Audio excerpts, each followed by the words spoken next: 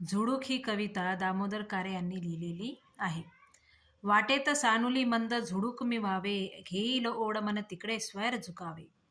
मला कधी कधी वाटते की मी एक छोटीशी मंदपणे वाहणारी वाऱ्याचे झुडूक व्हावे आणि मनातील इच्छेप्रमाणे जिथे जावेसे वाटेल तिथे स्वच्छंदपणे विहिरावे.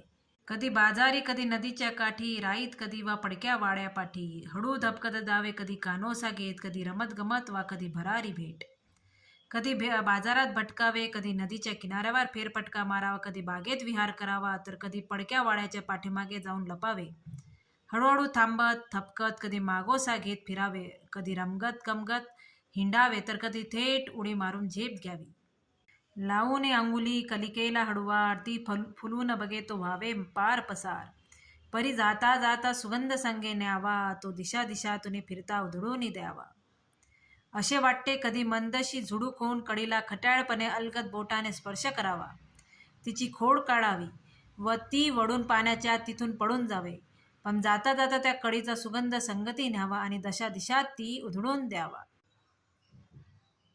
गाण्याची चुकली मुकली गोड लकेर, झुळझुळ झऱ्यांची पसरावी चौफेर.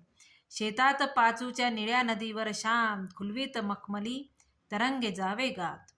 छोटीशी झुडूक होऊन झऱ्याच्या झुळझुळ वाहणाऱ्या गाण्याची चुकार मधुर लकेर चहूकडे पसरून द्यावी.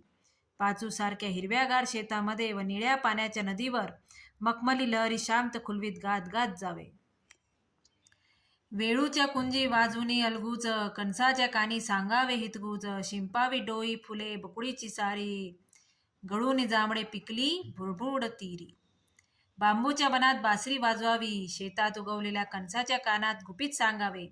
डोहाच्या संद पाण्यावर बकुळीच्या सुगंधी फुलाची पखरण करावी. नदीच्या किनाऱ्यावर गाबुडलेली जांभळे विखरून द्यावीत.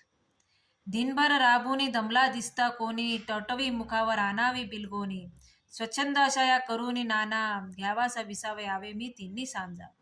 दिवसभर कष्ट करून दमलेल्या माणसाला बिलगूत त्याच्या मुखावर प्रसन्नता आणावी. अशा प्रकारे दिवसभर खटाळपणा करी स्वच्छंद बागडून मौज केल्यानंतर सायंकाळी थोडी विश्रांती घेण्यासाठी परत घरी फिरावे.